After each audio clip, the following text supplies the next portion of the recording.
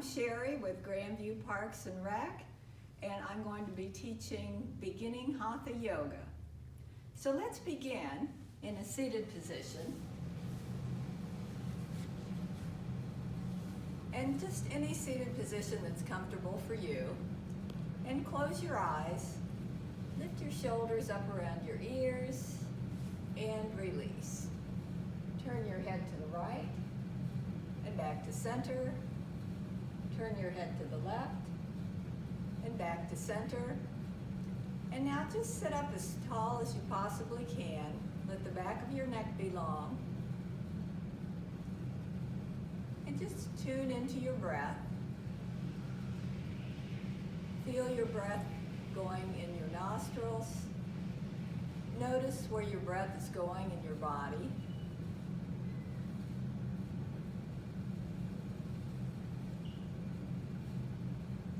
And see if you can send your breath a little deeper, maybe down into your belly.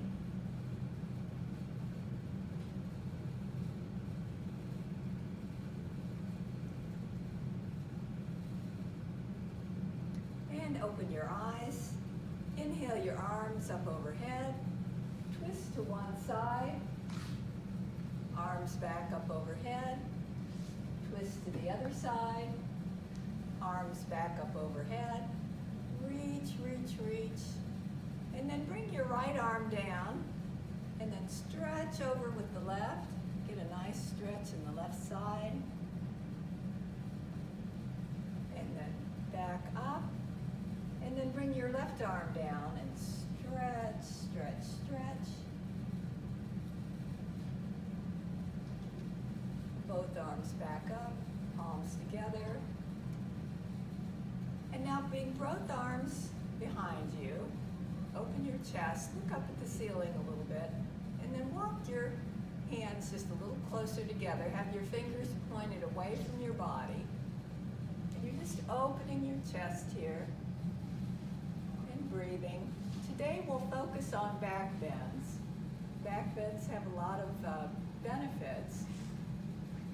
One is that it brings more oxygen into the lungs. They're also mood boosting, energizing, and they benefit the flexibility of the spine. And release. And now come to tabletop position. Have your fingers spread wide. You're just on all fours here. Knees about hip width apart. And we'll do some cat-cow. Exhale, look at your knees. Push the mat away with your hands. Make a Halloween cat back. And then inhale and look up. Arch your back. And just go back and forth on your own breath.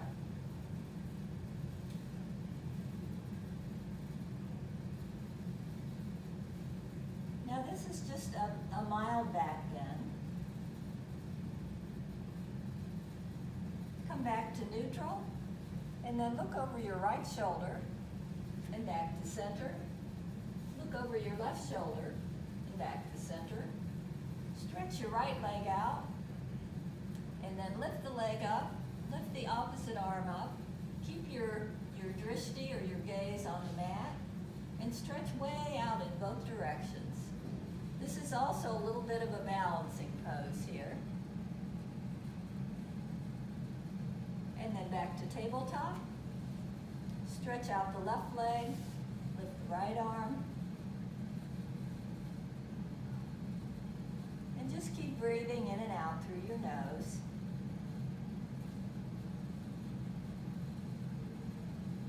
Back to tabletop. Come back into child's pose. And child's pose is a resting pose you can come to anytime. And now tuck your toes and come into either puppy pose, which is a modification of downward facing dog, or you could come into the full pose, which is downward facing dog. Pedal your feet a little, spread your fingers wide.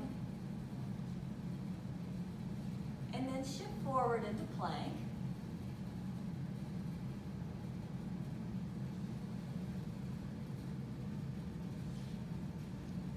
And then come back to tabletop.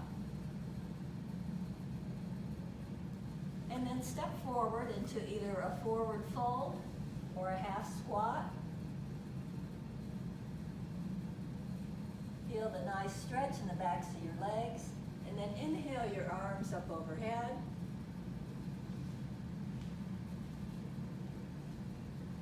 And now I want you to step out with your right foot and come into Warrior Two. Arms out to a T. Your torso is facing this way and your gaze is over your right fingertips. Rotate your palms up to face the ceiling. And then back down. Bring your left hand to your lower back, slightly bend your right elbow, and come into a little mini back bend. And release. Straighten your right front leg for triangle pose. Reach out with your right hand. Reach, reach, reach. You're getting some length through the side body here. And then let your hand come wherever it comes. Take your left hand to your right shoulder. Sweep it across your chest. Open up to the side. Your gaze can either be straight ahead or up at your hand, whichever feels more comfortable for your neck. And just notice that your weight is equally distributed between the front and the back leg.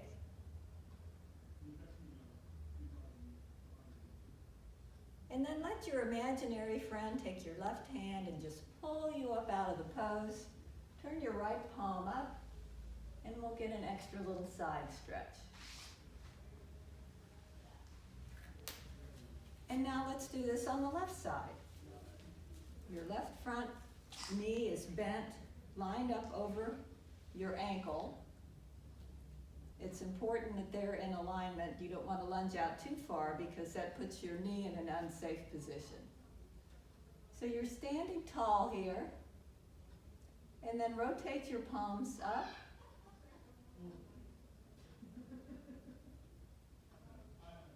And then back down. Bring your right hand to your lower back. Slightly bend your left elbow. Come into a little mini back bend. And release.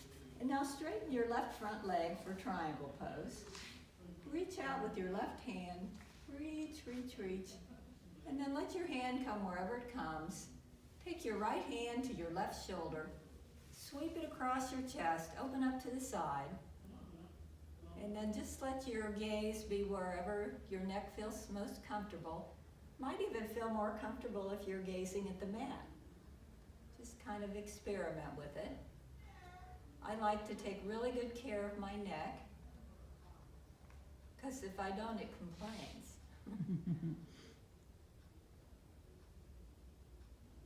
And then press into your right outer foot and come on up. Turn your left palm up. Come into a nice little side stretch. And release. Come back to Tadasana or mountain pose with your palms facing forward. Lift your sternum, tuck your chin slightly, and inhale. Well, I really miss everyone, and I can't wait till you are all here in the class with me. And now step back with your right foot for Warrior One. And here again, we want to make sure the front knee that's bent is lined up right over the ankle. And now bring your right hand to your thigh, turn your left palm to face the back wall, and come into a little mini back bend. And release. Now step back with your left foot for Warrior One. Bring your left hand to your thigh, turn your right palm to face the back wall, and come into another little mini back bend. And release. Back to Tadasana. Inhale your arms up overhead. And then take your right hand around your left wrist, stretch up long, and then over to the side. Back to the center. Stretch up to the ceiling first, and then over to the side.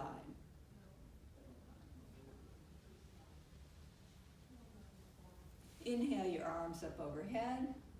Sit back into chair. It's a very strengthening pose.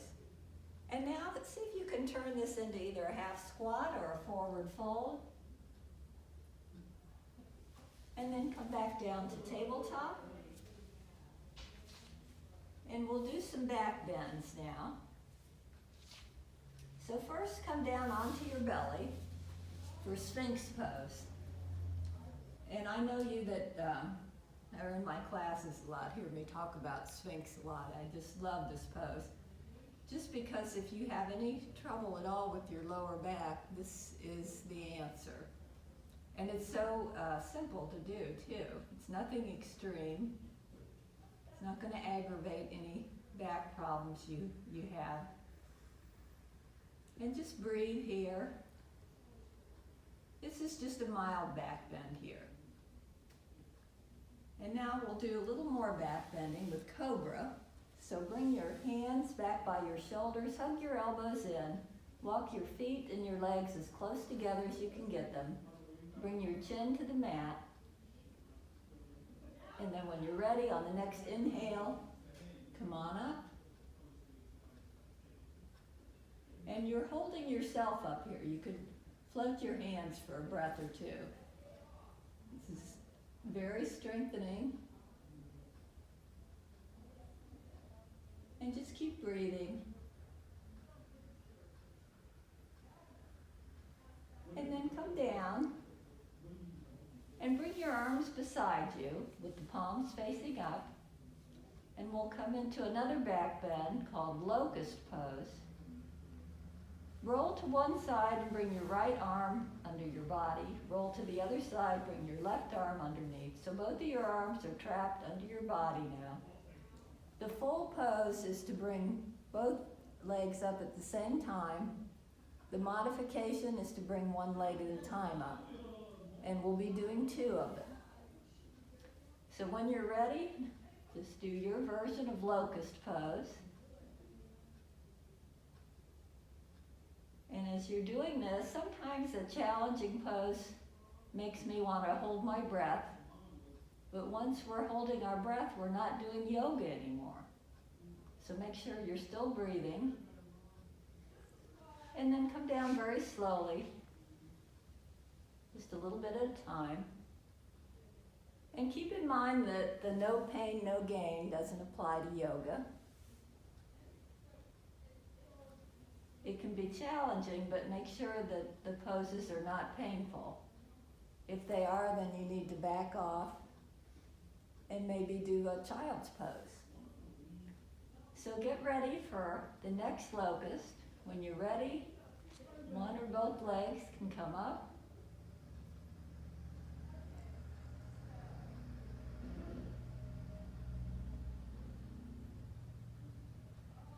And come down just a little bit at a time, very slowly.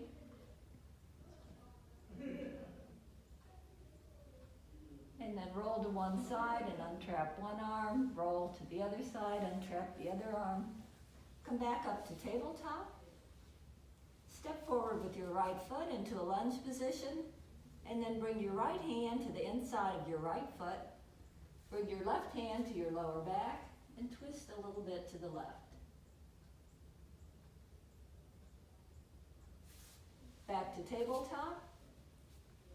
Step forward with your left foot into a lunge position.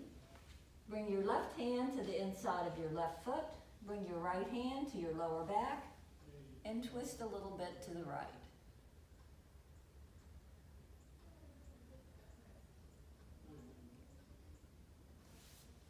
Back to tabletop, and then come into a seated position with your legs out in front of you for Damdasana or staff pose. And then inhale your arms up overhead. Exhale, come into a forward fold.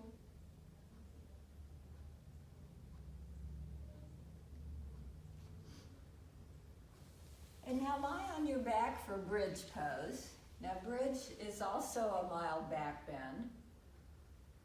It is also stimulating to the immune system and calming to the brain. So this is one of my very favorite poses.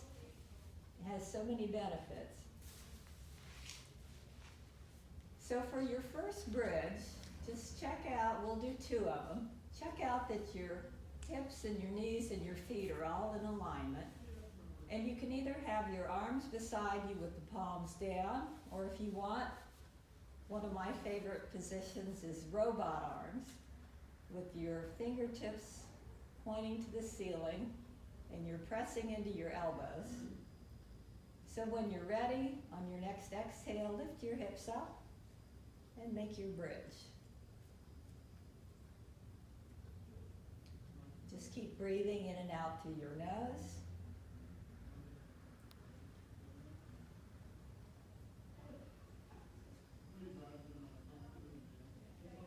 And come down very slowly, a little bit at a time. And we'll do one more bridge.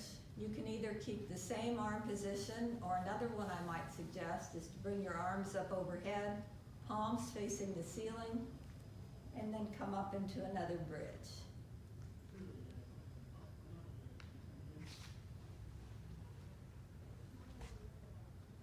Just keep pressing into your feet. Check in with yourself that your knees are still in the correct alignment. And then come down slowly, just a little bit at a time. Bring your arms out to a T. Walk your feet out to the width of the mat. And then bring both knees over to the right and your gaze to the left. And then your knees back up. And then both knees over to the left and your gaze to the right.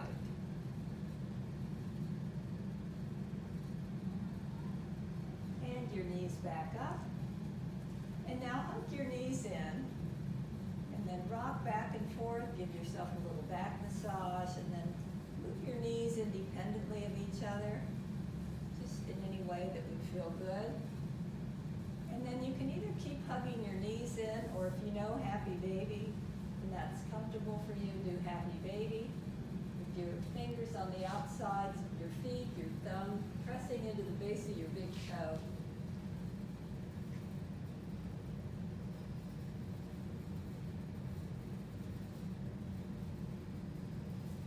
And release.